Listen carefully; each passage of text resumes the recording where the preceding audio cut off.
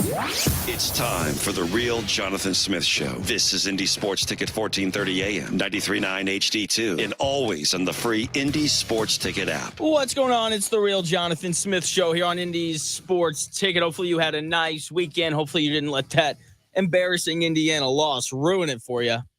I know I didn't, because the Colts bounced back. Colts played a really good game on Sunday. Merry Christmas and happy holidays as well as we get this show rolling. I got to start with the Indiana Hoosiers, who went on the road to South Bend. A lot of hype, a lot of excitement around that football game, and it didn't live up to any of it, as a matter of fact. I like Coach Cignetti, or I liked. I guess let's make it past tense. I liked Coach Cignetti. But what he did on Friday night wasn't acceptable at all. In fact, it was so unacceptable that I actually flipped my bet. I was going to take Indiana to cover. I actually flipped it and ended up taking Notre Dame. That's how annoyed I was at what Curt Cignetti did and how revealing it was to how badly the Indiana Hoosiers were about to get beat in South Bend on Friday night, 2 hours before kick. Instead of Curt Cignetti being in the locker room with his players, getting them ready for the game, and talking to coaches and going over the game plan one more time and making sure that everybody was ready to go, as opposed to doing that, his job being a coach. Instead of doing that, he decided to go on College game day and open his big fat mouth. I mean, look, there's a lot of skeptics. There's a lot of doubters. I get it, right? Haven't beat a top 25 team. Nebraska was 25th in the coach poll. We beat their 56-7, And I've never beat a top 25 team. Well, Coastal Carolina, back when we were little James Madison, moving up to the Sun Belt, they were 22nd end of the year. We beat them 47-7. Okay. So we don't just beat top 25 teams. We beat the shit out of them. Okay. Google him.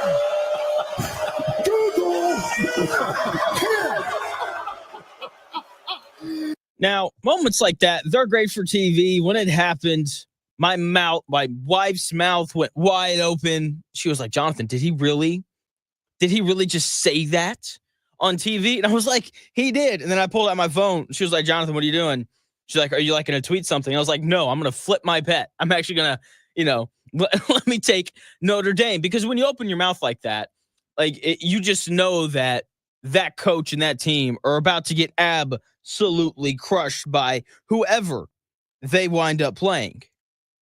And that's exactly what happened. Curt Cignetti goes on live TV before the game, says that bull crap, goes back into the stadium and gets absolutely boat raced by Notre Dame. And as annoyed as I am with Curt Cignetti, Indiana football fans, I think, have upset me even more ever since that game concluded, because they just got absolutely pushed around and pushed over and ran over for 4 hours. And then I have to get on Twitter and see these idiots be like, oh, but they only lost by 10. Oh my gosh, come on now. Did you watch the game? That game was not remotely close. They scored their 2 touchdowns, both of them with less than 90 seconds left in the game. Their offense didn't move the ball until Notre Dame went into prevent, don't give up any big plays defense. Okay, they couldn't tackle any of Notre Dame's skill guys all game. Okay, their offensive line couldn't hold off the Notre Dame pass rush. They got crushed. So if you're an Indiana idiot saying, oh, but they only lost by 10, stop. Stop. Okay, they got crushed just like how Clemson got crushed and how SMU got crushed and how Tennessee got crushed. Okay, they got embarrassed over the 4 hours of that game that took place. Notre Dame held them to 2.3 yards per carry, and Indiana only had 152 total yards of offense before those final 2 scoring drives that didn't mean anything, and Notre Dame went into their prevent defense. Okay, Notre Dame dominated that game the entire way.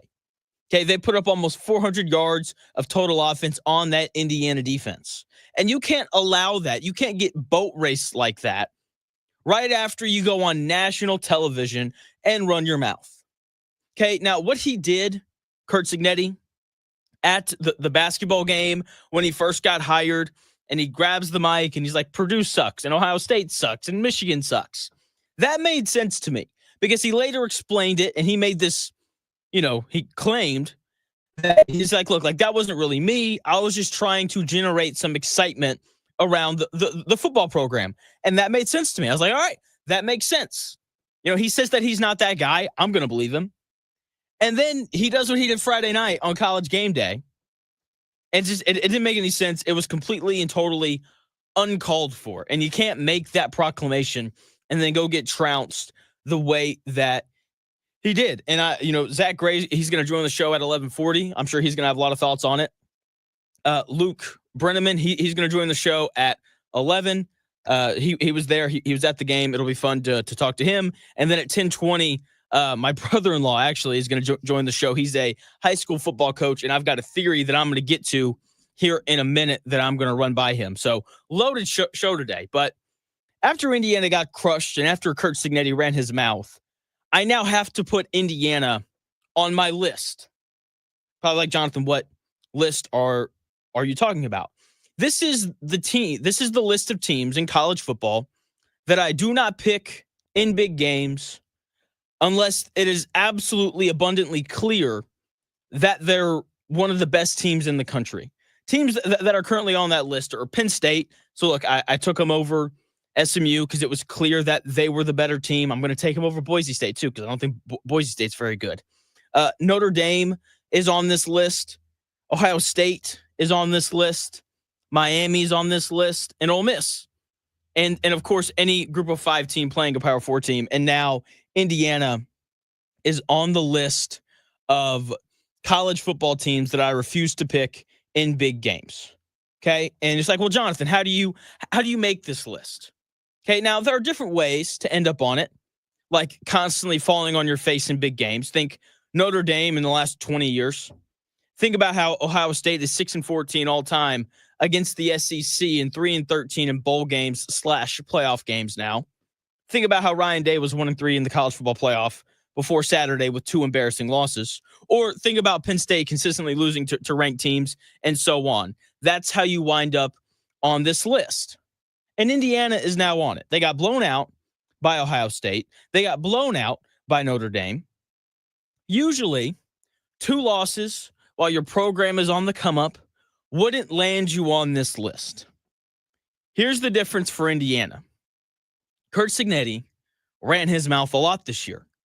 That's why Ole Miss is on the list. I will not bet on a Lane Kiffin head coach team in a big game because he runs his mouth way too much. And I don't know, but the way the things work, guys that run their mouths kind of tend to get beat in big spots.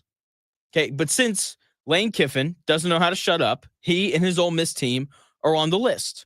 I don't bet on loudmouth teams.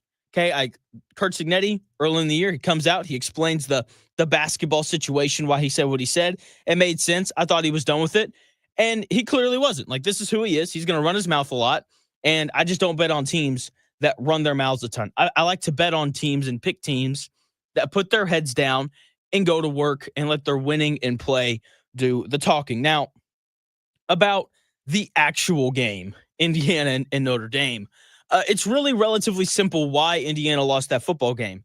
They did not match up on the line of scrimmage. Now, their defensive line and their front 7 played well, aside from that 98-yard touchdown run that they gave up. They allowed under 3 yards per carry on the other 34 rushing attempts from Notre Dame. I thought that their run defense was consistently good. Notre Dame only threw for 201 yards. Okay, they gave up 1 big play to Jordan Faison. Outside of that, I thought that they were pretty consistent. They didn't lose that game because of their defense. Like 27 points in college football is just not a lot of points. They lost because their offense couldn't move the ball. Okay, now they had a chance to put up some points early. Pons makes an interception after a defensive lineman batted the ball into the air. And it's like, okay, like Indiana's going to have an opportunity here to go up 7-0. And it didn't happen because Curtis Rourke, who ended up playing an okay game. He just got off to a really bad start, started 1 of 6 with an interception. He gave the ball right back to Notre Dame in the red zone. And part of it was because, Indiana just didn't have the offensive linemen to run block or to give Curtis Rourke time in the pocket. Okay, they averaged 2.3 yards per carry in the run game, which isn't very good. And they only had 152 yards of total offense before those 2 scoring drives that didn't mean anything because Notre Dame was in prevent defense. The big difference, though, was the offensive line play between Notre Dame and Indiana. That's why all of these games, not just Indiana and Notre Dame, were lopsided. I made a big deal about this early in the year about how 12 teams is way too many for this college football playoff because there are never 12 teams good enough in college football to win the whole thing. There's never 12 teams that are good enough. And when you look across the landscape of college football, there's a lot of good quarterbacks. There's a lot of good wide receivers. There's a lot of decent to good edge rushers. There's a lot of, good corners and linebackers. But something that there's not a lot of good of is offensive linemen. And that's why there's never 12 teams good enough to win the college football playoff. There aren't enough good offensive linemen to go around. Okay, every team that won in the first round of the college football playoff had a better offensive line than their opponent, and they had some sort of pass rush. Penn State pushed SMU around and suffocated them on defense. The interceptions that Kevin Jennings threw were because he was consistently under pressure. When Texas played Clemson, they ran the ball for 292 yards and 4 touchdowns on over 6 yards a carry. Clemson, on the other side of the ball, only ran the ball for a little over 3 yards a carry. Okay, Texas and Penn State both dominated in the trenches. And when you look at Indiana and Notre Dame dominated in the trenches. That was the difference, right? And then you fast forward to Saturday night. Everyone jazzed up, ready to go for Ohio State and Tennessee. And Ohio State put it on Tennessee for a couple reasons, but it all started up front. Ohio State pass protected well against Tennessee's front, and Tennessee's offensive line couldn't block Ohio State's front. That was the difference, right? Now, there were other factors in all these games as well, like Ohio State's weapons on the outside were unguardable. And look, to be honest, when Ohio State plays that well and they do that good of a job of getting their receivers the ball on the edge, they're going to beat anybody that they play. Okay, because they've just got so many NFL dudes on the outside that there's not a secondary in college football that can match up. Okay, but the basis for every single one of these blowouts was dominance along the line of scrimmage. Okay, Clemson, SMU, Tennessee, and Indiana didn't match up in the trenches with whoever they were playing. Okay, and when you look across the country, no one else has the players to match up on the offensive line to compete at the top end of the sport. Okay, now look, that was round 1, but I'm here to tell you that these blowouts are not done. They aren't done yet. We haven't seen Boise State, who isn't going to have the hog mollies up front to deal with, Penn State. We haven't seen Arizona State, who's not going to have the hog mollies up front to deal with Texas. Okay, so we haven't even seen those teams play yet. So we're going to get 2 more blowouts in this edition of the college football playoff. Okay, and and then from there we'll have good games like Ohio State, Oregon should be a lot of fun. Georgia, Notre Dame. I don't know. I like Georgia. I told you earlier, Notre Dame's on the list. Now, if they win this game, I may have to take them off the list. But as of right now, they're on the list of teams that I don't pick in big games in college football. So I'm definitely going to take Georgia there. I don't care that they have a backup quarterback. Their what's the word? Oh, yeah, that's right. Their backup played better than Carson Beck did in the SEC title game against a good Texas defense. So, yeah, I can tell you that I'm making that pick right now. Anyway, my brother-in-law, Cooper Case, high school football coach down in Georgia, he's going to join me here in about 6 minutes. Luke Brennaman, he's set to join me at 11, so here in about 45 minutes. And then Zack Gray's coming on here in about an hour to wrap up the show. Haven't even gotten to the Colts yet. I've got a Christmas themed bit that I want to do later on in the show as well. So just a ton of stuff to get to today. But when we come back here in about 4.5 minutes or so, my brother-in-law and football coach Cooper Case is going to join the show, and we're going to talk a little more college football.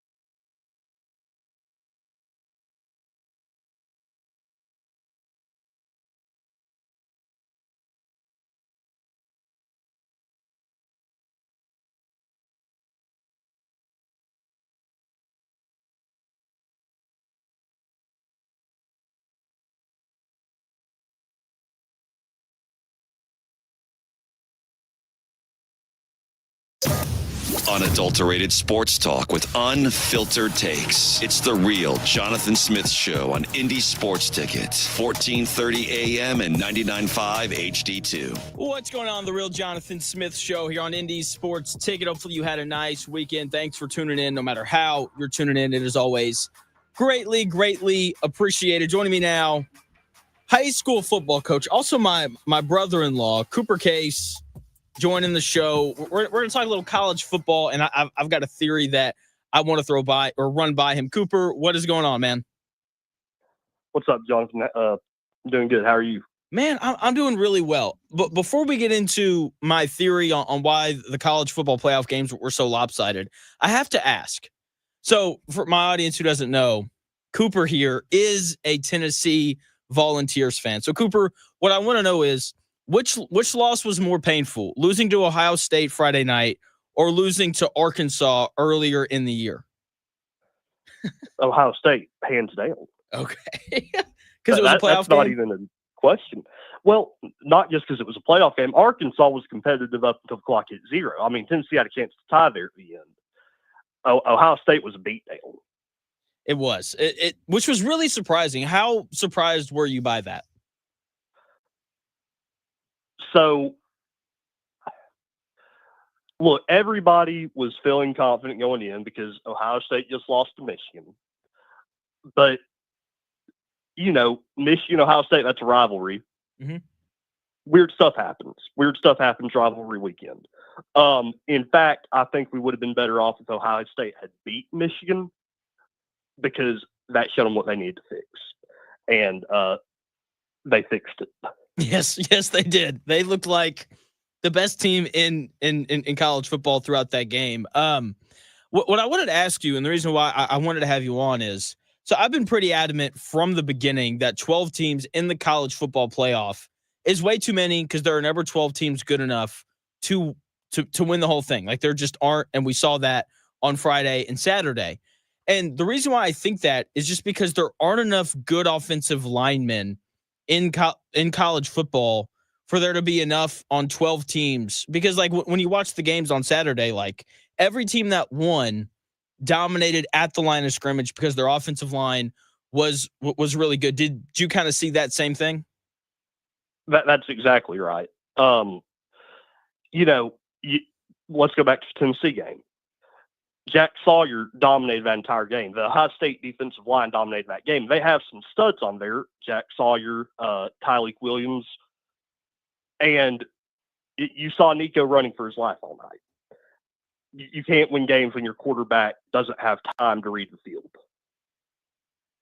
Yeah, you're exactly right. Joined by Cooper Case, high school football coach in North Georgia, also my brother-in-law as well. And so is the shortage of offensive linemen in college football, is that because like there aren't enough, 6'5", 300 pound elite athletes in the world to like supply all of college football, or is there like a lack of coaching at the high school level? Obviously, the level of coaching at the high school level versus college level is different. And I don't think it's so much that you can't find that 6'5", 300 pound guy. The challenge is finding the 6'5", 300 pound guy who wants to work at football. It's easy for receivers to show up to practice and run their routes and go through plays. Because during practice, they're not having to get hit hardly at all. Finding an offensive lineman who wants to show up every day and work and take that beating, you're trying to find a different animal. Okay. Yeah. And, when you get to the college level, you've kind of weeded those guys out, but even then you see the talent discrepancy. So, 12-team college football playoff, you need 5 starting linemen. Are there 60 of those guys in the country? There probably are. But are they all on the 12 teams that are in the playoff? No. Okay, fair enough. Joined by Cooper Case, my brother-in-law, also a high school football coach. So is speaking of like not having, 6'5", 300 pound guys who want to hit other people, like the way that you worded it, I love hoops and basketball and all of that. And there are a lot of like 7-footers who don't practice as hard because they know that there just aren't as many 7-foot athletic guys in the world as there are 6'2" guards. Is there kind of like a similarity in football where offensive linemen know like there aren't very many 6'4", 300 pound people in the world, whereas like receivers know that there's another, 6'1", 205-pound guy who's working just as hard as I am. Is there any sort of like correlation between those two things? Yeah, I mean, I think that's accurate. You can have a 6'5", 300-pound lineman who knows, hey, no matter what, I've got my college ticket punched. Now, depending on how hard he works, you may be looking at a different level of college football, but he knows I've got college. Receivers, you can have a 6'1" guy who runs a 4.6, which is relatively fast, Well, almost every high school in America has one of those guys. Yeah, that makes a lot of sense. Speaking of receivers, through watching all of the games on Saturday and Friday night, I thought the thing that popped out to me the most was Ohio State's receivers. You're a defensive guy. Is the answer to defending that much speed and athleticism on the perimeter just being like, we're going to play zone because we don't have the athletes at corner to guard these guys? That is the easy cop-out option, to hop into a zone, have some help from the safeties over top. But in reality, you can't do that, because if you constrict yourself to a zone defense, especially an offense, we'll talk about Tennessee games specifically, an offensive guy like Chip Kelly, he's going to recognize the zone and he's going to find holes. And when you get a guy like Jeremiah Smith into a hole in a zone, bad things happen. Fair enough. Joined by Cooper Case, my brother-in-law, also a high school football coach down there in good old Georgia. So what do you do then? Do you just play man and like bracket coverage towards Jeremiah Smith, or like what is the answer? Or is it one of those things where it's like, we're going to throw a whole bunch of different stuff at Will Howard and hope that he makes a mistake? Like, how do you, I guess, deal with having a lack of talent on the perimeter compared to a team like Ohio State? I think that you do want to mix up your coverage. You do want to throw some zone. You want to throw some man. You want to definitely disguise your coverage. You don't want those receivers to know what you're doing pre-snap. But the big thing is, you can't give Will Howard time to throw. You have to send different pressures at him. You have to keep him guessing. And I don't think Tennessee did a good job of that. Pressure all night was a problem, which again goes back to your theory that there aren't enough offensive linemen for 12 teams to be good enough to win the national championship. Well, Ohio State has those 5 linemen. That they protected their quarterback, and you saw what happened. They put up 42 on a team that was objectively good in the SEC this year. They did. And it's the whole SEC thing is so funny to me, because like, I don't know, like, I just don't think that Ole Miss and Alabama would have played, or South Carolina even would have done that much better than the other 14, than the 4 teams that lost. Like, I mean, you're in the middle of SEC country. Do you kind of feel like the whole SEC, I don't even know what to call it, the whole idea that the SEC teams that didn't get in would have been better, do you agree with that or no? In some ways, yes. Do I think that Alabama, Penn State would have been a more competitive game than SMU, Penn State? Absolutely. You look at the rosters, there's a different caliber of athlete on Alabama's team. But if we're going to make that argument, then, you're not doing auto bids for every conference, and that's not how the sport works. You have to win with the schedule you're given, and the teams that made it did. Yeah, and don't lose to Oklahoma, 24-3. Yeah, absolutely. And so, like, then you get into the whole, like, it's the SEC, every game is tough, all that stuff, which is true, but still, like, don't get blown out by Oklahoma, who wasn't very good. Joined by Cooper Case, my brother-in-law, also a high school football coach down in good old Georgia, running through some of the college football playoff games. I want to talk about Indiana and Notre Dame here for just a minute. What did you make of Coach Cignetti? Because I had a real problem with this. Like, I was originally going to bet Indiana to cover, And then I sat on my couch and I watched Kurt Cignetti go on national TV and run his mouth. And as soon as I saw that, I was like, yeah, I'm taking Notre Dame the whole way now. Like, did that bother you, him not being in the locker room with his guys, 2 hours before kick? I will always be of the opinion you don't talk.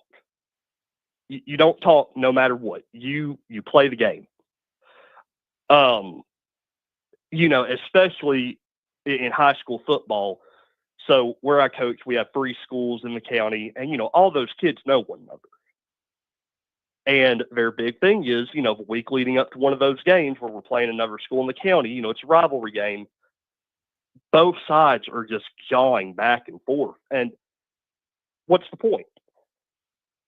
What the point of talk?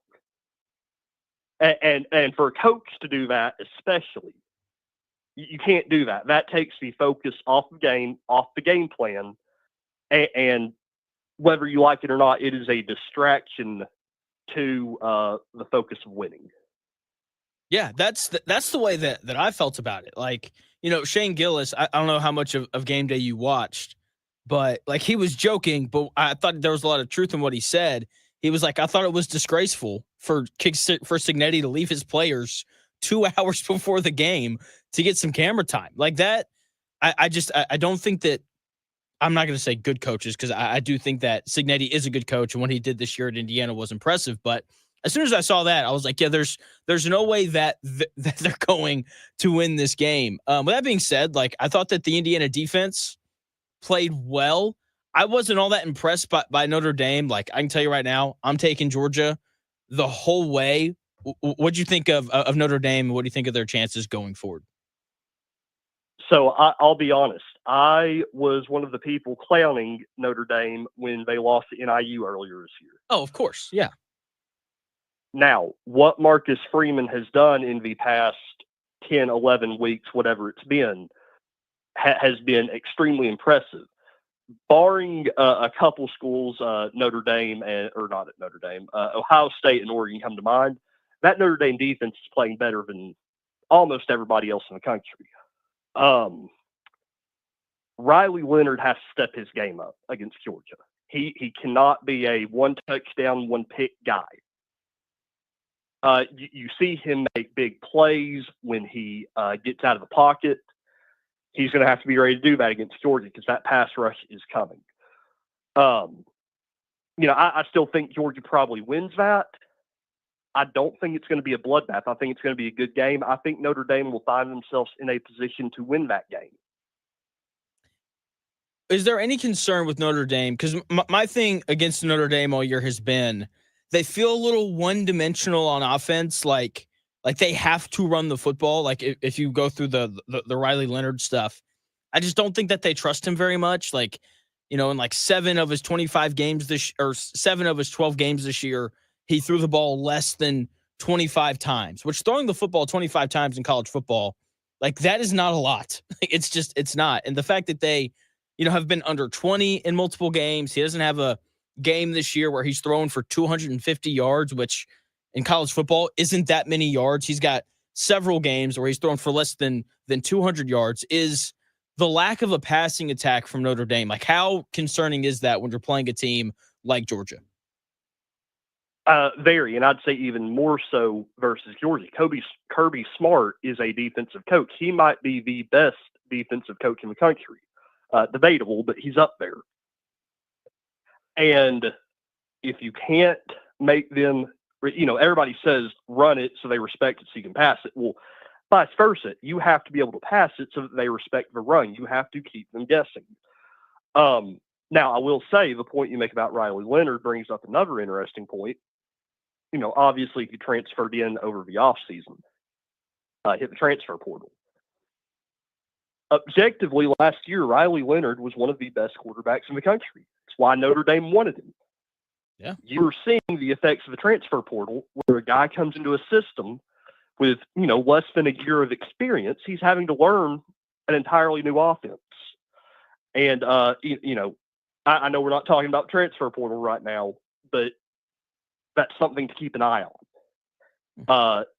You can have a great athlete, but the benefits of learning a system for 3-4 years cannot be understated. And I do think that could play a factor in Notre Dame's championship hopes. But wouldn't 13 games now be enough to have a really good grip on the system? Absolutely. He should know the system. But, why do you practice every day? To rep it over and over.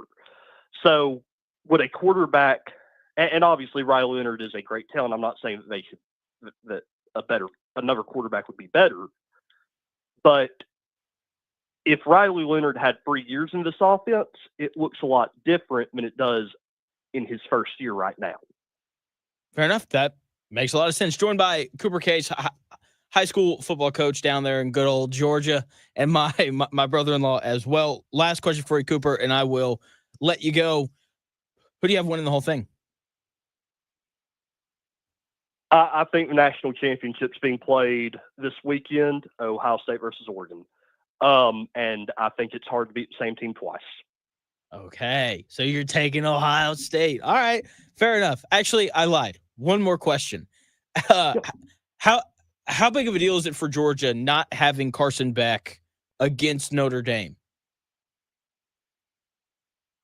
You do not want a guy's first full game to be in the college football playoff, which is what it's going to be for Gunnar Stockton.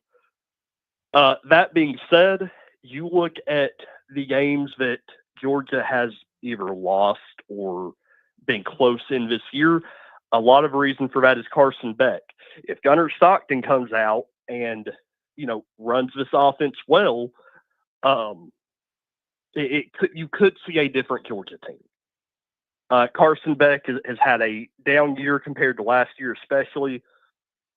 I don't think it will hurt them very much. I think Stockton can at least step in and do what Beck has done this year. I thought that they looked better against Texas in the SEC championship game with Gunnar in as opposed to Carson Beck. Do you kind of agree with that or no? I don't disagree. I don't disagree at all. Yeah, something with Beck this year has been weird. He'll have some games where he looks like the guy last year who beat Alabama and was rolling through the SEC. But then you have some games where he's colorblind, to put it frankly. That's funny. That's a good way to put it. Yeah. Why is that? Like, why are some quarterbacks up and down like that? Like, I feel like Carson Beck is a very aggressive quarterback. Like, I feel like he tries to throw the ball in small windows, which is great.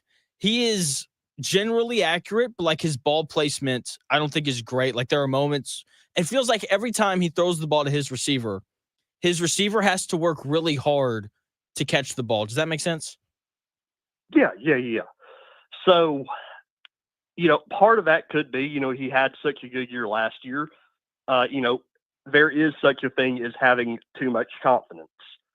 And I think that could be part of what's going on with Beck this year. He thinks he can do it all. He can fit it into, he has Brett Favre syndrome. He can fit it into any window. Okay. And obviously for Favre, it worked out in his NFL career. But he did throw a lot of picks, and you're seeing that from Beck this year. And there's a reason that Favre didn't win more Super Bowls. That's a very, very good way to put it. Cooper, thanks for your time, man. Yeah, appreciate you, Jonathan. See, I'll see you tomorrow. We can get into some moon drops. It'll be good.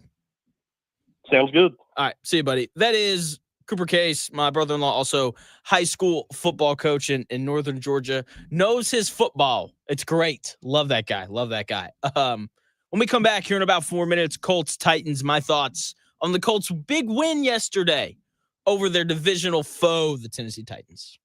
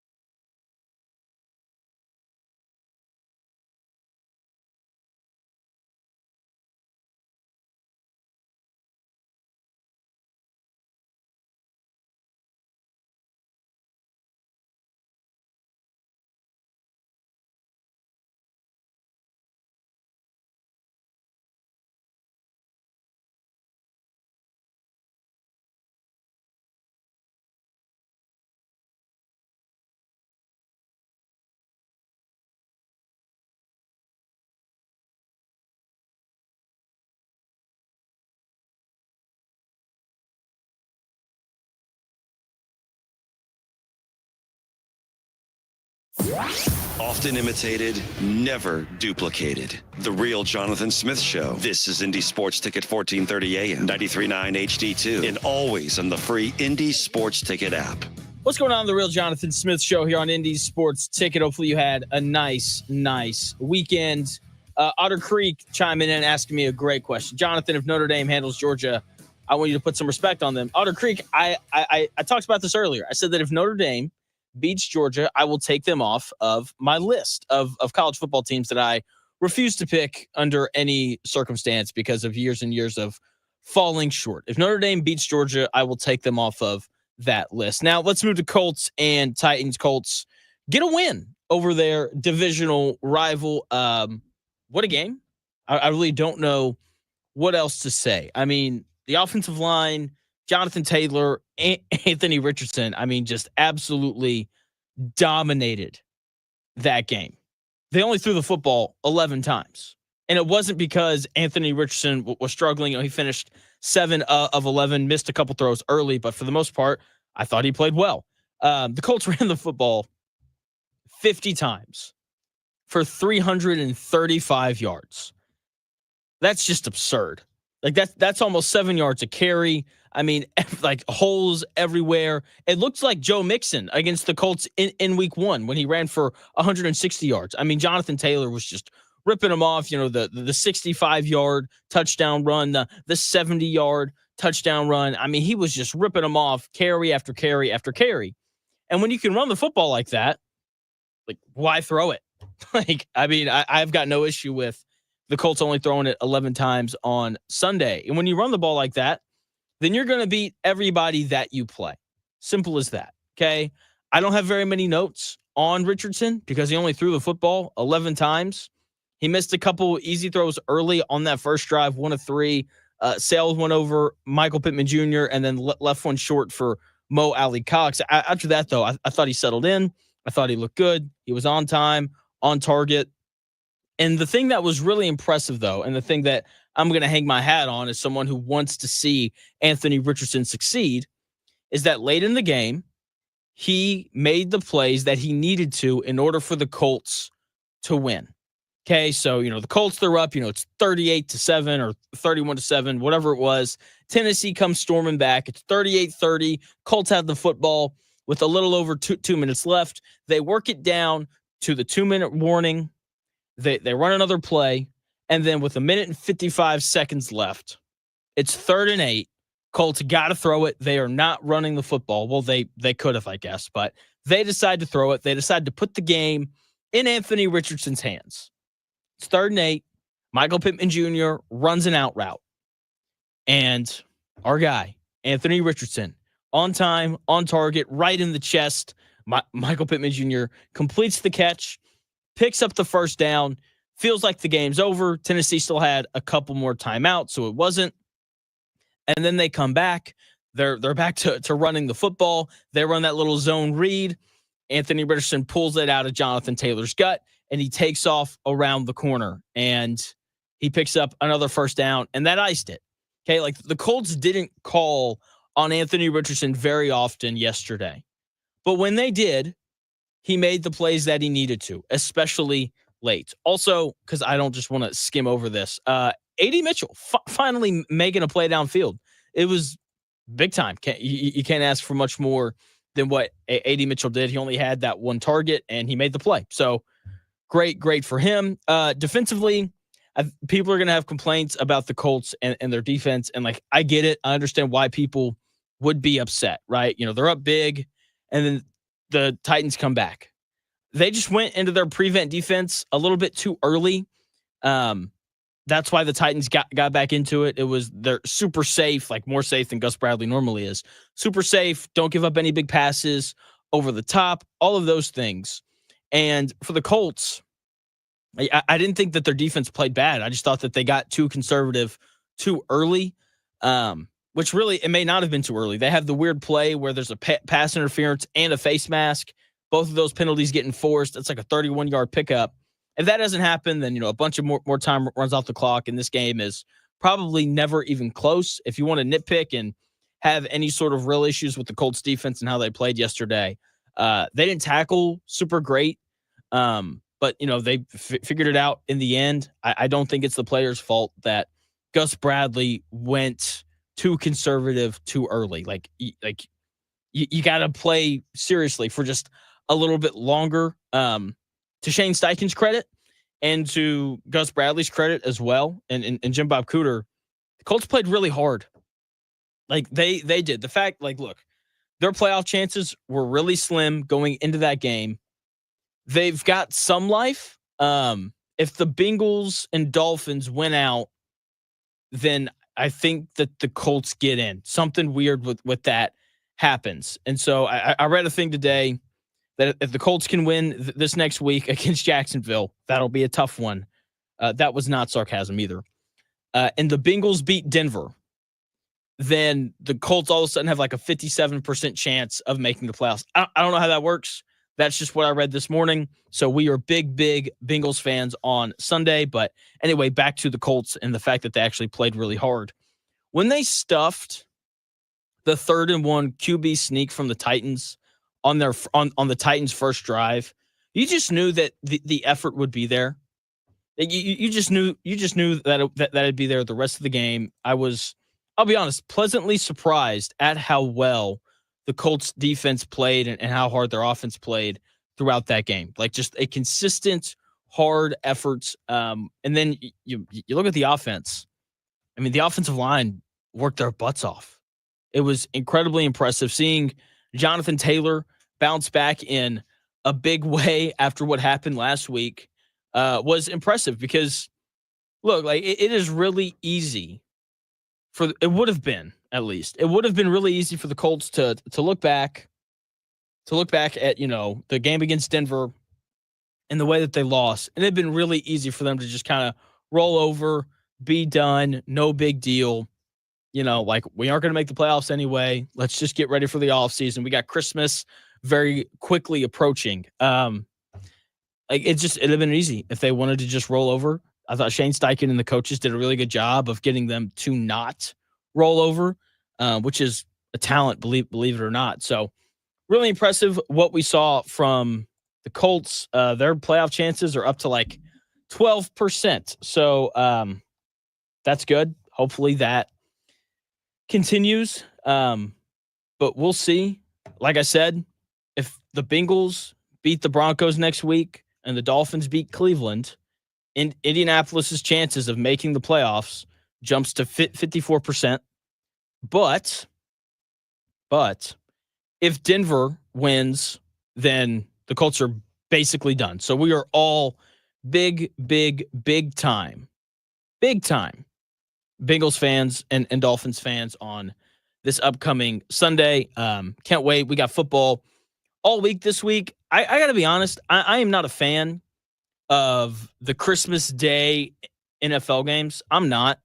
And maybe that's just because I really love the NBA, and I really like it when Christmas Day is for the NBA. But that is no longer the case. I'm hitting the road today. Show's over.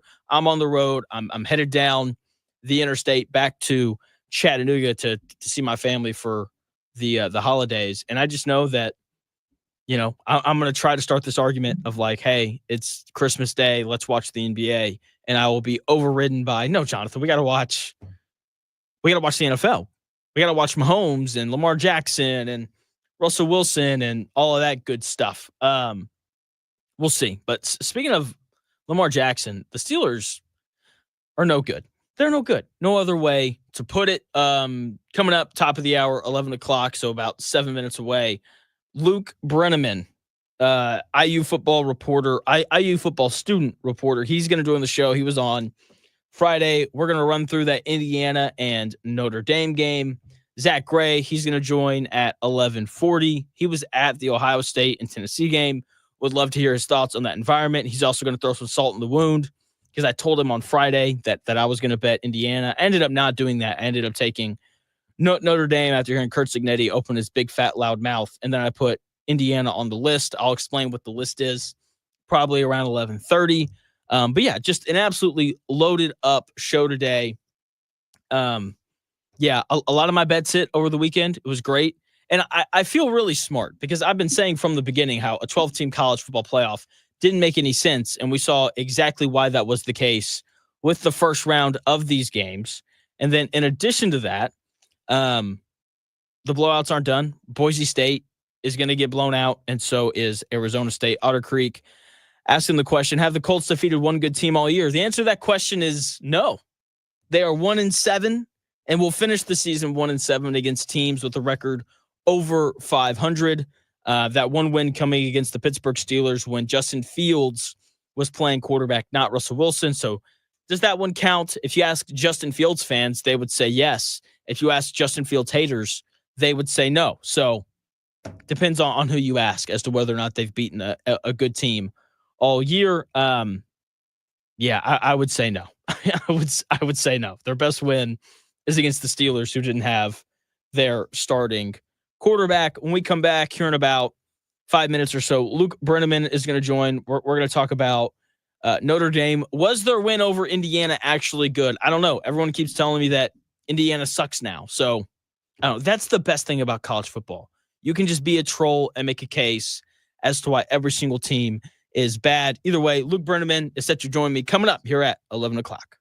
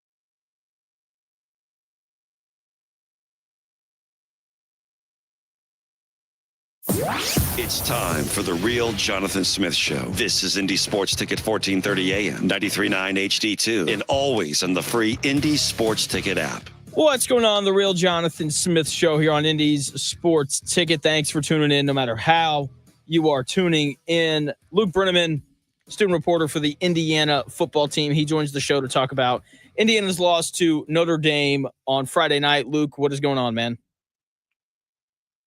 Nothing much. I mean, the season's over, so the year-long kind of grind of being a student and covering the team, which was a blessing. I mean, the fact that I even made it there in my position from a selfish perspective was a dream come true, easily the coolest thing I've done as a young student in sports media. But, you know, it's officially winter break about that time, you know, getting in the Christmas spirit. So it's nice to be relaxed, but boy, I wish we were headed to the Sugar Bowl in New Orleans this weekend, like so many other Indiana fans out there. Yeah, me too. But like you said, they are not. The game. So I was fully prepared, Luke, to bet Indiana before the game. And I'm sitting on my couch and I'm watching game day. And I don't know if you saw the clip. I'm assuming you did, where he goes on game day and he's like, we beat the, you know what, I did, out of ranked teams. And he said it, and my wife looked at me with like her mouth like with her jaw like on the floor, like, did he really just say that? And I was like, yeah, he did. And I pulled out my phone, and she asked me, she's like, are you like tweeting about this? I was like, no, I'm about to bet a lot of money on Notre Dame to win and cover this game. Does Cignetti doing the whole we beat the crap out of ranked teams, like, does that bother you, the fact that he did it 2 hours before kick? No, I mean, that is who Curt Cignetti is and who he has always been. There is an extreme consistency there. And as you get to a tier of head coaches where he's obviously not in the top tier of what we're going to talk about with the Ryan Days of the world and all these top schools of some of these head coaches in the playoffs, but he's well on his way, and you have to talk the talk, and for the most part, he's walked the walk. The issue that I have with it is if you're going to say that, and you brought it up 2 hours before kickoff, he proceeded to coach the most scared game out of any first-round team in the college football playoff. You're punting the ball inside of the fourth quarter, down 3 scores, 17 to be exact, in the middle of the field on 4th and 10. I mean, that isn't walking the walk after you talk the talk. That is actually the complete opposite. So if you're ever going to pretty much wave the white flag in a college football playoff game, what is there to lose, guys? Your resume? Nothing besides pride in that situation. So you saw the SMU game the next day, another blowout. They went for it on 4th down inside their own territory in the first half. So whether you want to stack it up and say good decision, bad decision, they didn't get it. They ended up getting blown out just like Indiana. But nonetheless, if you're going to go play in a playoff game as an underdog like that on the road, you would think that you would play aggressively in the first place, not a style of football that you really haven't played all season long. So that's where my issue comes from it. From a player's perspective, if you're going to try and go beat Notre Dame, you have to be confident. You have to install that into your players. So I don't hate it just from like a marketing media perspective. But if you're going to go out and play the way they did and coach the way they did, it doesn't really make sense now. Yeah, I felt the exact same way. When they sent the punt team out, I was like, oh, so we're just done. We quit. Gotcha. Sounds good. How was the atmosphere? Like, were there a lot of IU fans there? It didn't look like there were, but then again, I don't expect them to walk around in like candy striped pants and bright red coats. So like, how was the atmosphere? Was it predominantly Notre Dame fans, or how did the seating kind of shake out? It was what you would have expected, I think. Obviously, Notre Dame fans, some of the best in the country. You got to give credit to everything that goes on with the tradition in South Bend. It was an unbelievable atmosphere, probably the best I've ever been in. And I've been to some Final Fours and hoops and some really good Ohio State home games against Michigan. But that one was all the time. They give some extra funding and enhance the production aspect of a college football playoff game, where typically during commercial breaks, the TV viewers couldn't see this kind of stuff. But the light shows when Notre Dame ran out, in between quarters, the entire place would go dark. And they'd have kind of scripted things that you could see were installed for the playoff game, which really made it that much better, because Notre Dame Stadium on its own is one of the holy grails of college football, and their fans are some of the best in the business. So for the most part, they dominated the atmosphere. That's what you're supposed to do if you host a home football game. And the Hoosiers, they showed out. And you can't expect to see an army of red in that type of crowd. We know Notre Dame fans, they are going to get a ticket at their home stadium at all costs and try everything in their power to not let Hoosier fans invade. I saw a lot of candy stripe pants. Indiana fans, though, it did feel kind of like one of those, we're just happy to be here. And that's essentially what it was. I said that at the start of the show. We were happy to be there, and it felt like Signetti was almost happy to be there, and the rest of the guys. I'm not going to take away from how hard Indiana played on the field, but they seem somewhat content with just making it to the first round. That's where a little bit of the frustration kicks in from a reporting aspect and obviously student at Indiana. But nonetheless, it was what you would expect and an all-around world-class effort from an atmosphere perspective at Notre Dame. Joined by Luke Brennaman, IU student reporter covered the football team this year, also the co-host of the Dialed In podcast for Chatterbox Sports, talking Notre Dame and Indiana. Why do you think IU got beat? Well, there's a couple key plays that you can look back to. I think the 98-yard touchdown went a really long way. You got to blame the offense, though, because if you look at both of the matchups, the ranked matchups that Indiana had on the road at Ohio State and on the road at Notre Dame, the offense went silent. And the whole craze with this team all year, from the perspective of the media who didn't really follow them on a week-to-week basis. I mean, let's be real. People didn't start watching Indiana from a national perspective until about the 8th week of the season, when they were officially just blowing teams out and still undefeated atop the Big Ten. So on the road at Ohio State, yeah, you had some special teams issues, but the offense wasn't even picking up first downs, let alone yards. And that was the same at Notre Dame. And the frustrating aspect of the whole thing is, yes, Notre Dame, they are more talented. Yes, they are bigger. They are stronger. They are faster. And they showed that. But the style of play that Indiana played, it almost made me question a little bit of the preparation. You knew Notre Dame was going to play downhill. Ohio State did not respect Curtis Rourke's ability to throw the ball downfield whatsoever. And it feels like in an underdog in a position like they were in, that's the type of game where you have a veteran quarterback and some really good wide receivers. Why not take some more shots down the field? Why not try and get a couple pass interference penalties? And Indiana proceeded to continue to run the ball on first and second downs. They got behind the sticks. They could never gain momentum. And Curtis Rourke was throwing the ball once or twice before he was, trotting off to the sideline. And it didn't help that the punting unit was abysmal, just like they were at Ohio State. Some glaring similarity to that Buckeye game. So I'm going to blame the offense. I think the play calling had a little bit to do with it. It almost made it worse that Indiana marched down the field 2 times in a row at the end of the game and got some points. But even when they did have a chance, I look back at 3rd and 5 inside of Notre Dame territory. Sure, you can run a direct snap to running back Justice Ellison, but typically on 3rd and 5 in the opponent's territory, if you're going to run the ball, you're pretty much saying to your offense, we're going to try and pick up 3 or 4 here, and then we're going to go quick and go for it on 4th and short. Indiana proceeds to show that they're going to go for it, calls a timeout, backs off, and makes a 3-score game a 3-score game by kicking a field goal. That cut the lead to 17.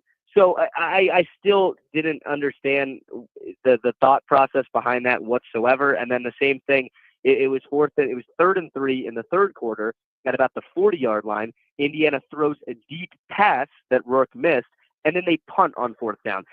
So nothing made sense offensively, and I still think you got to credit Notre Dame because, man, they can play defense.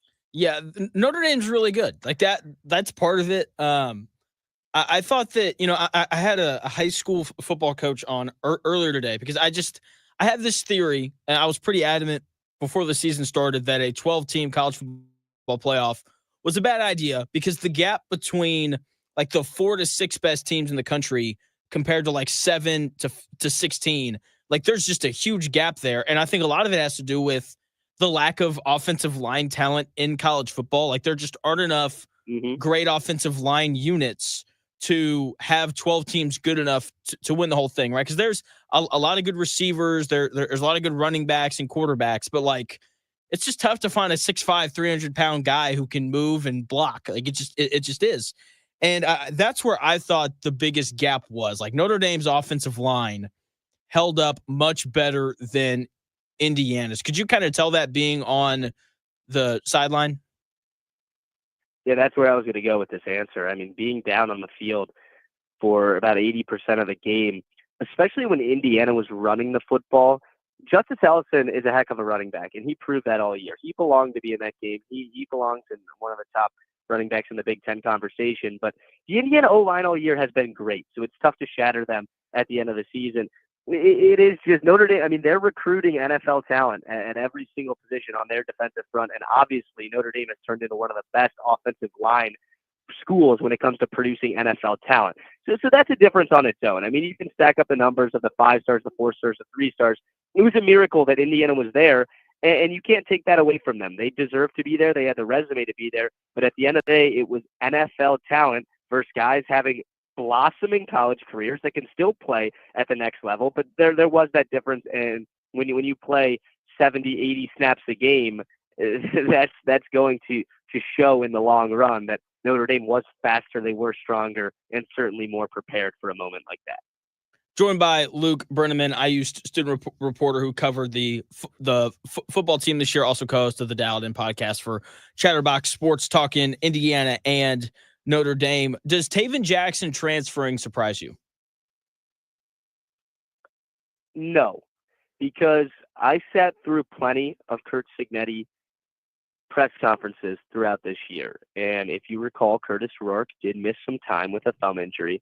And whenever Curt Cignetti talked about Taven Jackson, it's not like he was going to talk about him the same way he talked about Rourke. I mean, they're so different. Jackson, a super high recruit, transfers from Tennessee, comes home to Indiana, and he just hasn't really turned out because he was always that dual threat type of guy. And from my perspective, watching games and watching him play, he's not that athletic on the ground when you look at some of the elite dual threat guys. And I'm not trying to ask Taven Jackson to be one of the best in the business, but when you do struggle throwing the ball the way he does at times, then your legs got to be, some of the best of the best, and escaping Big Ten linebackers just doesn't really seem possible. So his play style, in my opinion, is probably not one that Curt Cignetti was comfortable with.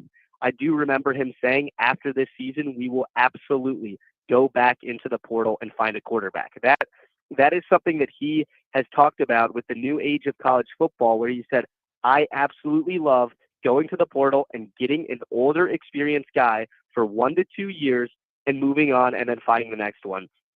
And I think that they certainly have their eyes on Mendoza from California, who is quite dual threat. He's a bigger guy. He's experienced. And Taven Jackson's not going to be the type of guy that leads this team to the college football playoff next year. Although that might be out there to say that they even have a chance to make it. Hey, they're coming off an 11-win season, so you never know what's impossible or possible with Curt Cignetti. And I think for sure he's looking for a new guy under center. So no, it does not surprise me whatsoever.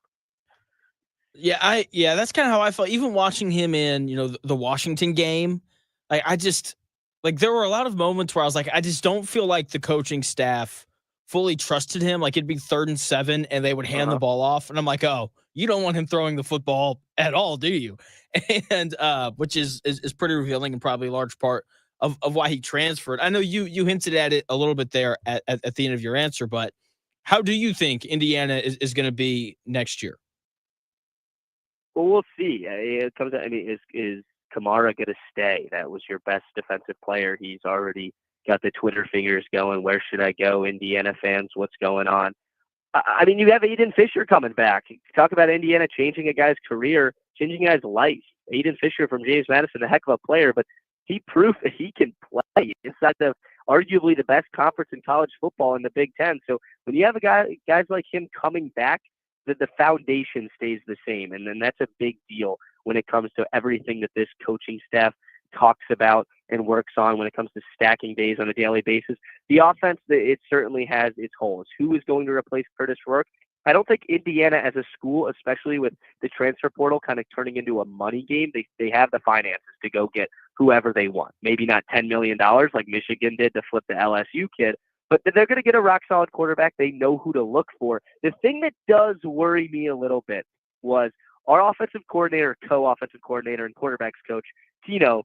He takes the UCLA offensive coordinator job, and being behind the scenes, going to a couple practices, that guy runs the show from an offensive perspective. So it's going to be a new philosophy in town, and hey, maybe that helps the Hoosiers because their offense really didn't find any success against some of the top teams in the country. And that's the next step for Indiana.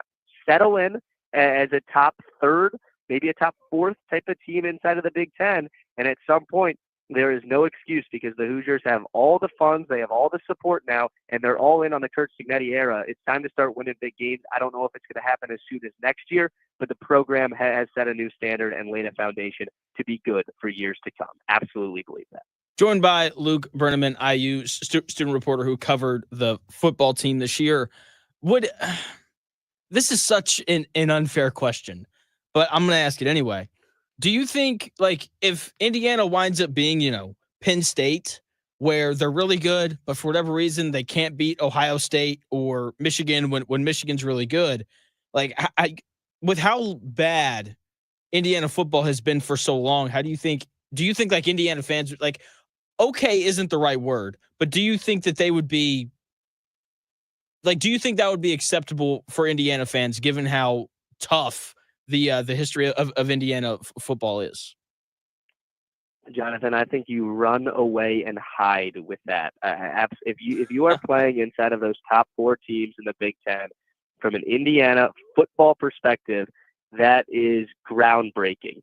And I think that is going to be possible at some point because I keep going back to, like, Indiana. Like, this isn't like a small school. SMU might have a couple more excuses than Indiana. They had a heck of a year, but they don't play in as big as a conference. They're way smaller of a school. And the support for this football team is only increasing. The athletic director, Scott Dolson, has talked about, we are going to do everything in our power to turn into one of the premier top teams of the Big Ten. Man, I don't know if they're ever going to compete with Ohio State and especially Oregon and Penn State, but to be in that conversation would mean that you are in the hunt, if not in the college football playoff every single season if it stays at 12 teams. And there's even talks of it going to 16 teams once the contract ends. So all you can ask for is to make the big dance. And we all know in every sport, once you're in, anything can happen. So absolutely, if Indiana can consistently find their way into the top 4, top 3 teams inside of the Big Ten Conference, you do not complain if you don't beat Ohio State, because that's the whole point of the format. If you have one loss, you still get in. And Indiana did not have their best showing against Notre Dame. I'm not going to make the claim that they can beat Notre Dame, but I think if they played them 5 times, the Hoosiers maybe get them once.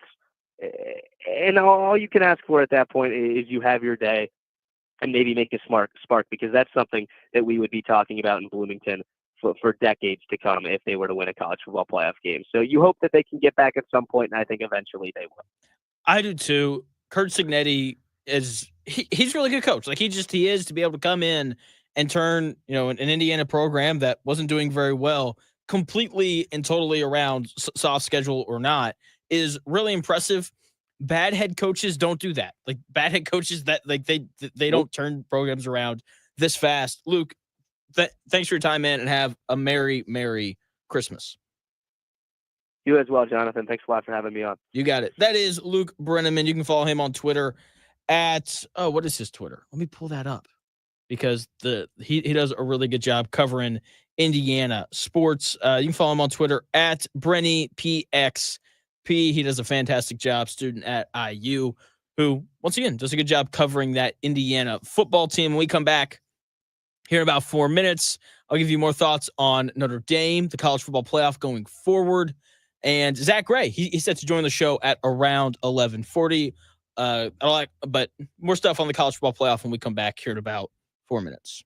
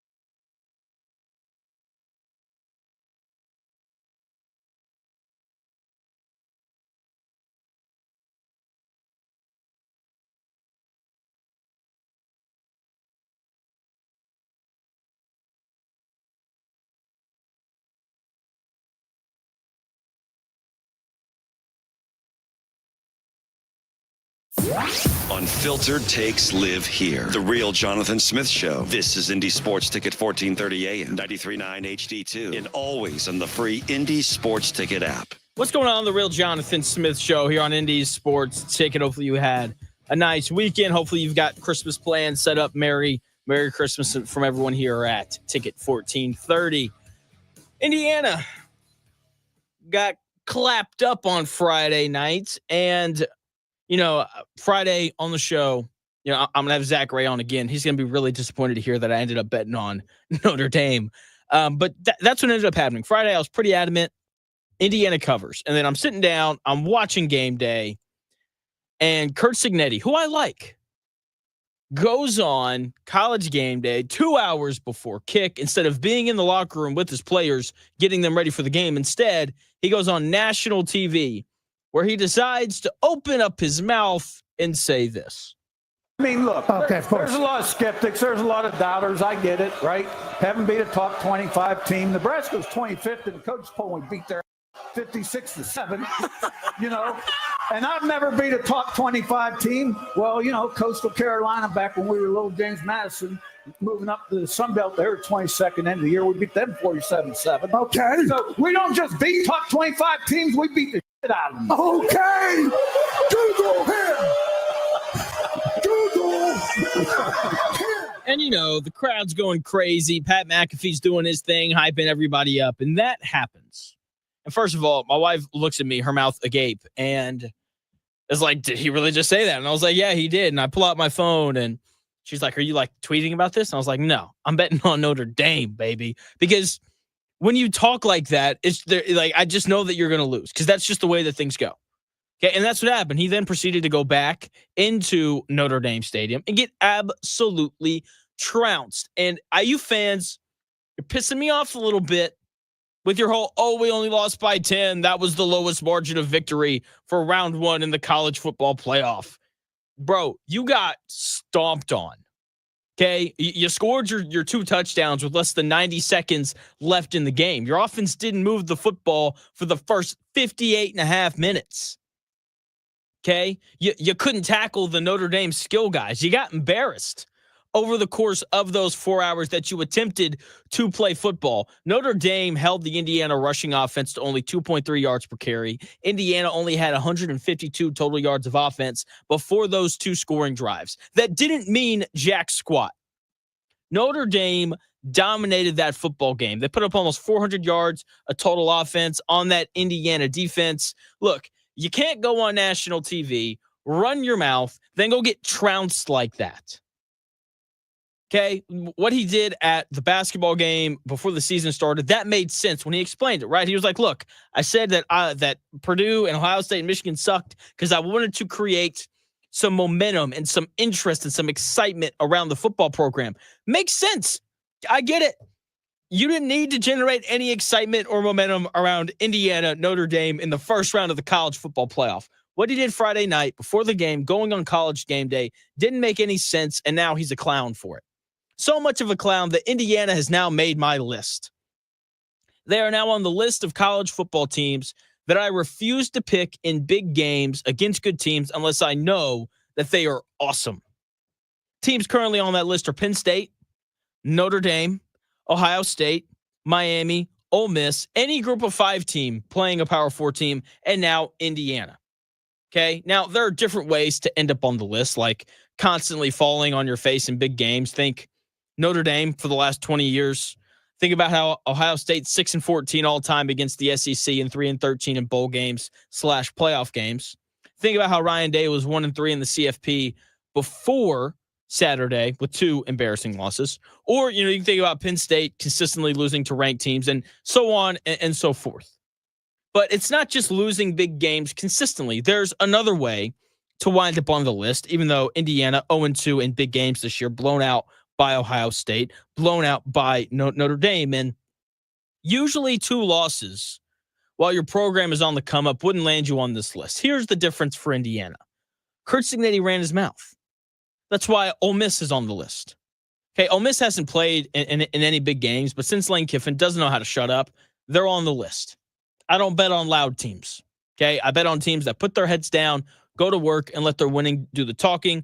Look, Notre Dame's on this list, but they've done that this year, and it's been really impressive. With that being said, I'm taking Georgia to beat Notre Dame. I can tell you that right now. Christmas is 2 days away, and I like to do Christmas-themed or like holiday-themed things around the holidays. So this being my last show before Christmas, I wanted to put on my Santa hat and give out some gifts to the sporting programs in and around, Indiana.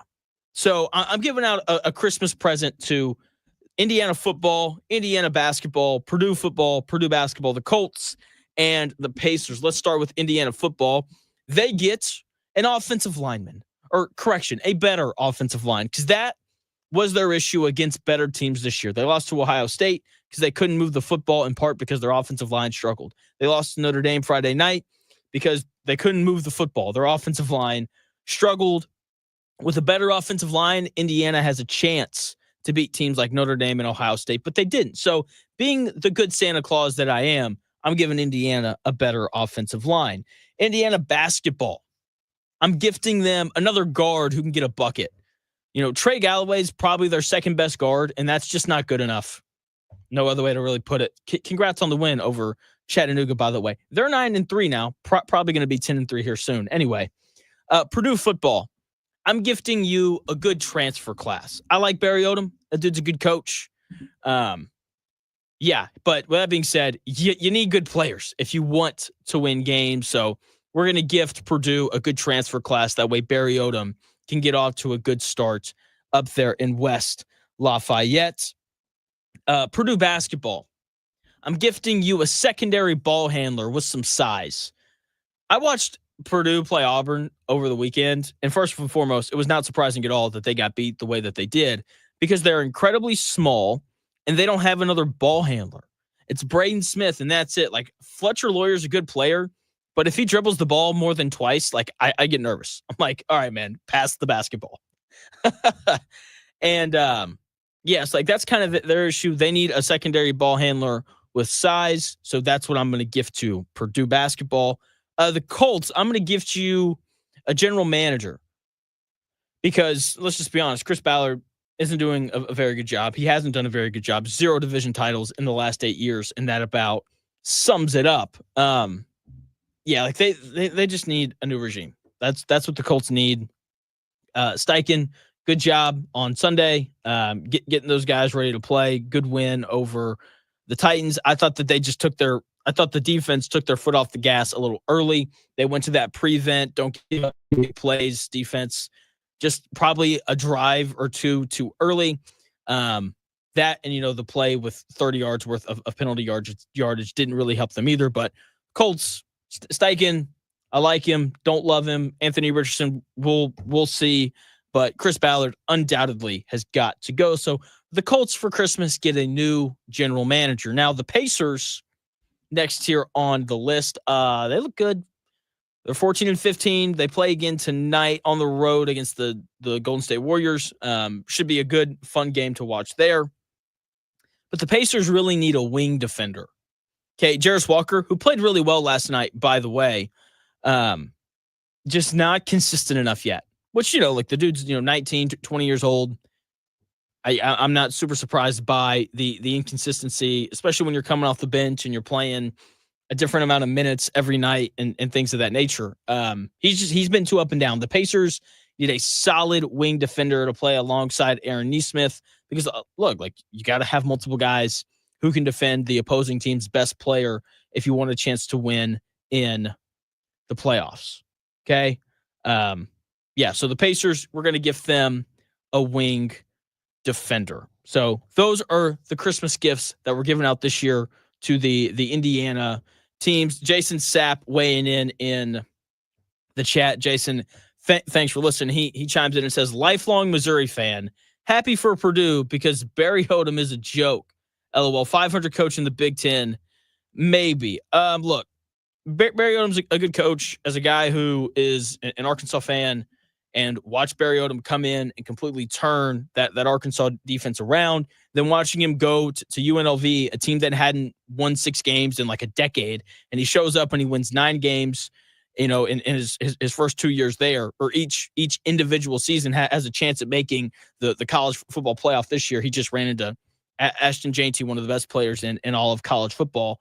Look, bad coaches don't show up at bad programs and turn things around as quickly as Barry Odom did at UNLV. It's the same thing with Cignetti. Like, he's clearly a good coach because he showed up at a program that hadn't had much success and immediately turned it around. So Barry Odom at Purdue is going to be fine. He won't turn things around quickly because it is a complete and total rebuild. It's going to take him, at least 2, maybe 3 years. So hopefully this first transfer class can provide them a nice little boost in getting things heading in the right direction. When we come back here in about 4 minutes, my good friend Zack Gray, he's going to come on. He's going to be so upset. He's going to think that he gets to do this whole "I told you so" thing, and then I'm going to tell him that I flipped my bet, and he'll probably be a little saddened by that, but that's okay. That's okay. So when we come back here in about 4 minutes, my guy Zack Gray is going to join the show, and we're going to talk a little more college football.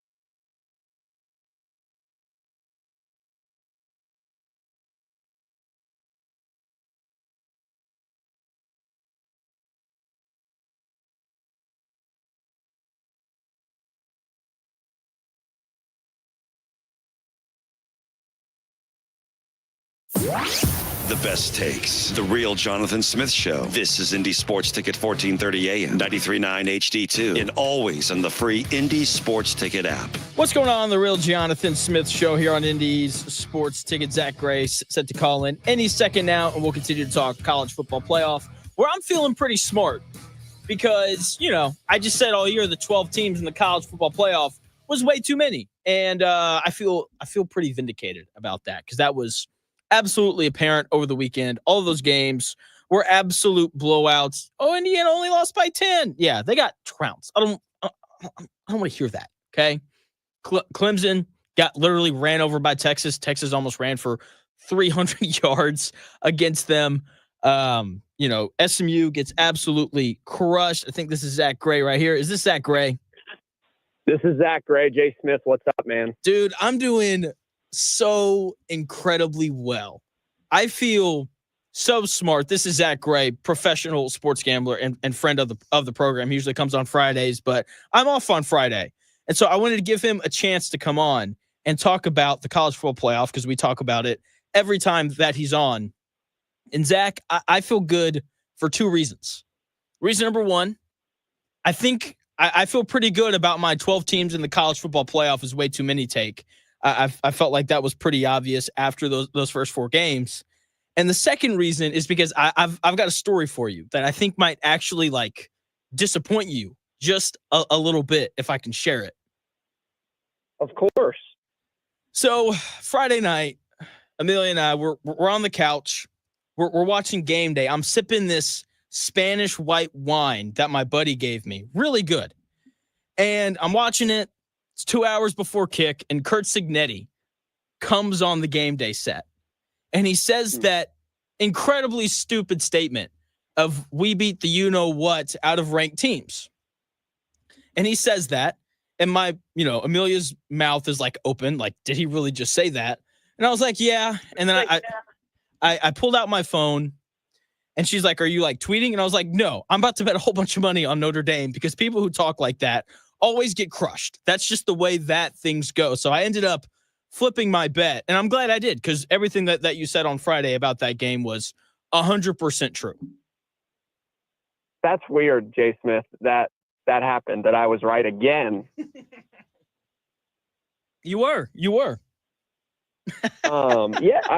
Here's the thing, right? You have to separate it. And by the way, my voice is still shot from being in the shoe on Saturday, so apologies on that. But you're good. The thing is here is at a certain point, I understand what Cignetti's doing, right? He's trying to build something sustainable. He's trying to build a program. He's trying to keep excitement going for that program so it can build something to where, it doesn't have to rely on, whatever amount of transfers they had this year. I get it. So you're gonna put yourself out in front. You're gonna be boisterous. You're gonna say some things that might ruffle some feathers. You're gonna exude confidence, all that. But to straight up just lie, just to just say something not true in such a brash way is crazy. But as far as the game goes, yeah, I mean, they just were never going to be able to deal with that. We had seen it twice before. One, they got out of there with a win against the worst team, best team they've played, to put it back with lack of a better term. But yeah, it was fun to watch though. It was cool. But I think I texted you after Indiana's first drive and I said, all right, good night. You did. And then they completed that ball to Surratt, and I was like, that was a nice catch. And then worked through the pick, and you were like, that was a nice throw. And I was like, yeah, I'm not going to win this. I remember that. That was funny. It really was. I was finishing my college basketball projections while the game was on, and Morgan came in and checked on me, and she's like, what are you doing? I was like, telling Jonathan he's wrong again, and she thought that was hilarious. It was so as soon as it happened, I hit send, and then the interception happened, and I was like, you got to be kidding me. And then the gut punch of the 98-yard touchdown run was very, very, very quickly ensued. To give Indiana some credit, I thought that their defense was fine. If outside, on Notre Dame's other 34 rushing attempts, they averaged less than 3 yards a carry. So like the Indiana defense, I thought was fine. The issue was the offensive line. And my biggest takeaway from the weekend was there aren't enough good offensive linemen in college football for there to ever be 12 teams good enough to win the whole thing. Because I thought that was where the difference was in all these games. Like Tennessee couldn't block Ohio State. Texas ran for almost 300 yards on Clemson. And, SMU got absolutely ran over by Penn State. And then we saw the same thing with Indiana and Notre Dame. Was that kind of your biggest takeaway as well? Yeah, let me ask you this, Jay Smith. Would you rather watch those games in some meaningless exhibition bowl game, or would you rather watch those with the stakes that they had on them? That's a really good question. No, you know the answer. The answer is yes. Like, I'd rather watch it in the college football playoff. But like, it felt like I was watching Florida State and Georgia in the Orange Bowl. Was that what, 2 years ago, 3 years ago? Whenever that was. But we've seen it. We've seen it since the BCS. It doesn't matter if there's 2 teams, if there's 4 teams, if there's 12 teams. College football blowouts happen. That's the sport we've all known. This isn't a new thing for us. Like, now that there's 12 teams, we're seeing it's a shock that there's blowouts. I think I heard this morning that the average margin of victory in the entire college football 4-team era was like 18 points. Yeah. Like, this is just the sport. Like, we're complaining about it now because there's more meaningful games instead of some exhibition games, and it somehow proves the point that there shouldn't be 12 teams. Like, we could have 50 teams, we could have 2 teams. There's going to be blowouts. That's the way this sport has always operated in the modern era. My thing is just like the people who said things like the transfer portal is going to fix the gap between teams, and my thing is like, did we really think that adding more teams would make the product better? Because the answer to that was no from the jump, for me at least. You don't think this weekend that was a better product than the bowl system? There was a ton of excitement for it, but the games themselves were terrible.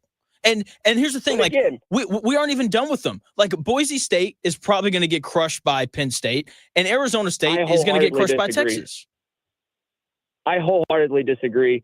I am picking Boise over Penn State, but we can talk about that at a later time. Okay. But, my thing is, right, like, yes, the product itself, like the excitement behind it, the pageantry behind it, the anticipation behind it, that all goes into quote unquote the product. And I think we can all agree that this weekend, regardless of the outcomes, was a special weekend. It felt big. There was stakes on the line. There were things that you can't even touch with the old system that were given to us this weekend. And think about the first time LSU hosts a playoff game, or, some of these other Oregon, if they don't get the bye, there are so many different campuses that we'll get to see in a playoff environment. And that is good for the product, as you're talking about. You're exactly right. Joined by Zack Gray, professional sports gambler. No bets today, though. We're just talking college football playoff. I think part of why it felt so special, though, is because it was the first one. If we continue to have these like monster blowouts, which I think we're going to continue, like in 5 years, is it really going to feel special? Well, to be honest with you, I think this is maybe the last year or the second to last year of the format that we have currently. Whether it goes up to 14 or stays at 12, I think we'll see this thing seeded differently and better. So I don't know if that's going to be the case, if they seed it the way that logically it should be seeded. I think just go down the matchups now if you were going to seed it, without the conference championship bye week and look at those matchups and tell me that those wouldn't be better games. They probably would be. You're right. Yeah, I think that's the next step that we need to get to. Like we did this first year.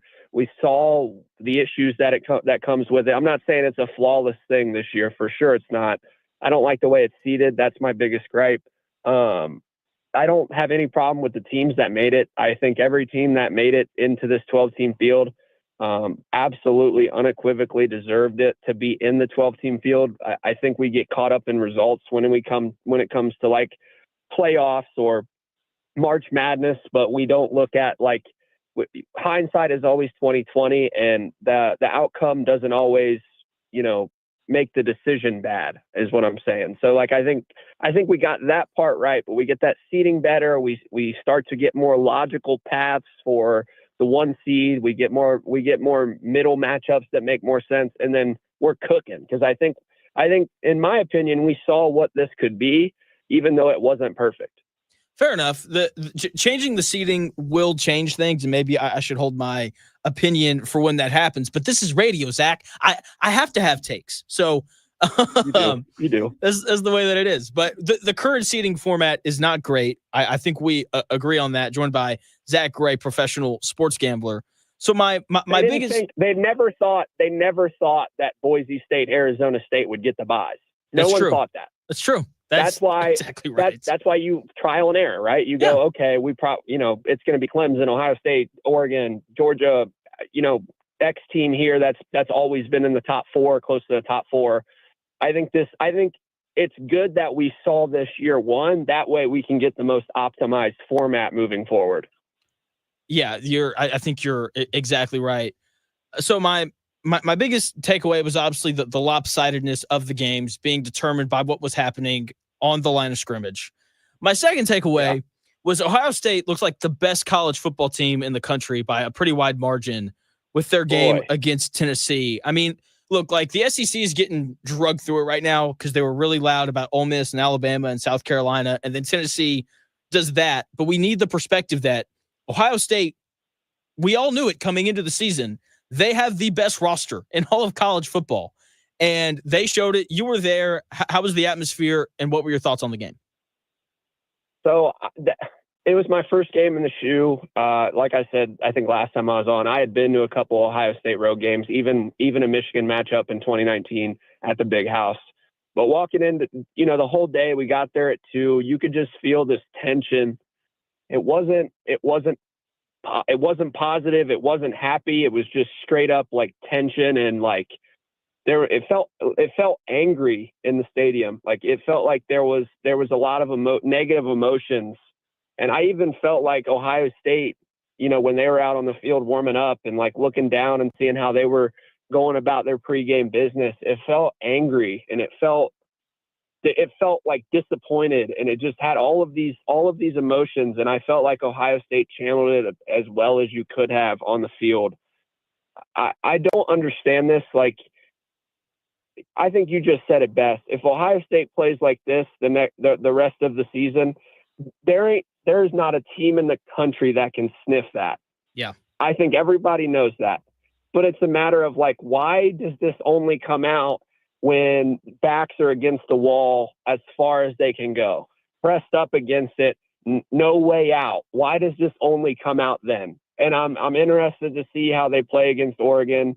The rest versus rust thing when it comes to Oregon. But I mean, it's as simple as if Ohio State is that focused, that locked in, if they have a game plan that it makes sense and they get number 4 and number 2 the ball, like who's touching that?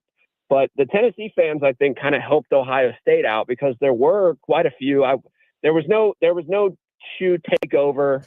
There was no Neyland North. Like, there was a good amount of Tennessee fans there. I'd say probably 20% of the stadium, 25% of the stadium was Tennessee fans. They were scattered throughout. But like the fact that they were there, right? I feel like that kind of motivated the fans in the stadium. I know it motivated me to kind of be the best fan I can be when we were in there because, we did have quote unquote competition in our own stadium, and you love this, but we don't want anyone to walk in our trap and take over our trap. So that's exactly how right. They handled business.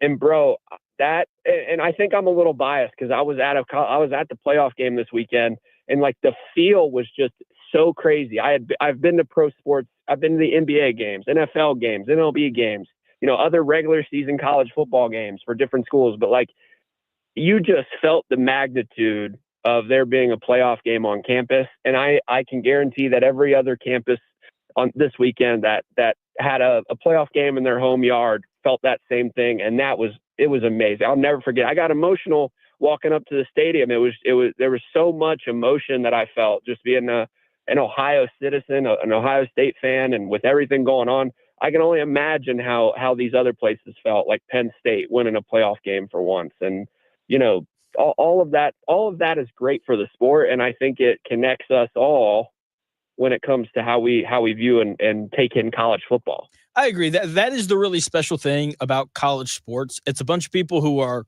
from that state who went to that school. And because of that, like, there's just a lot of emotion tied to it. It's what makes it an awesome, awesome sport. The other thing that makes the sport amazing, it is the troll in me loves this. It's so easy to make the argument that everybody's bad. I don't know, and I feel like that is all that happens on Twitter.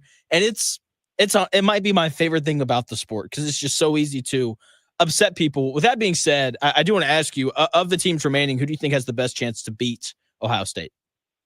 Oregon. You said that really fast. Oregon's right there. Here's the thing, man. I'm not going to call this a de facto national title because I respect, me, I'm higher on Notre Dame than most. I think Texas, against my better judgment, a lot of people that I trust and talk to about the sport like Texas a lot. I think they're the favorite right now on the sports books to win the national title. But I just think that when we're talking complete team at their best, offense, defense, everything, I think it's Ohio State and Oregon. And I think we're going to see one of those classic, like USC, Texas, Rose Bowls, that type of game on New Year's Day. I just think this is a clash of the Titans. I think this is a turning point for both programs. I think whoever wins this game has a clear path to the title, and I think they should win whoever wins this game.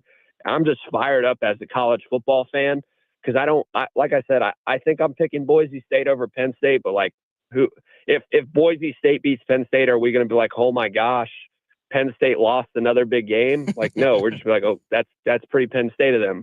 And Arizona State, Texas, I think that's going to be the stage and it's going to be amazing. But I would trust Ohio State way more against anyone else in the field than Oregon. Yeah, I agree with that. I'm with you. These are the two best teams, Oregon and Ohio State. The reason why I wouldn't call it the de facto national title game is because I just have too much respect for Georgia. I know that they're down this year and Carson Beck's been bad, but it's Kirby Smart, and I just have a really hard time betting against who I would say is the best coach in the sport right now. Where do they kind of factor into things for you? They're losing. They're going to lose. We'll see. I don't know. Look, so I haven't told you about the list, and I will, and then I've got to go because I'm already over. But I just have a list of teams that I don't bet on in big games. Notre Dame's on that list. If they beat Georgia, I will willingly remove them from that list. But I just have a really hard time trusting Notre Dame in big games. So I probably won't talk to you until after those games, right? We'll text, but on the air, probably not. Saying on air. Okay, so I'm just going to give them to you. Okay. Texas, Ohio State, Boise State, Notre Dame. I'm going Texas, Ohio State, Penn State, and Georgia. You chalky. Look, I mean, we've seen it though. Chalk tends to win out in college football. I'm going to start calling you Kansas. That's fine. Zach, thanks for your time, man. If I don't talk to you again, which I'm sure I will, have a Merry Christmas, man. You too, brother. See ya. Talk soon. So, yep, that is Zack Gray. Follow him on Twitter at ZG the Grapevine. Big time college football guy. I got to run. Have a Merry Christmas. Remember the reason for the season, Jesus Christ. And I will talk to you guys again in 2025. I'm off until January 2nd. I will talk to you then. See ya.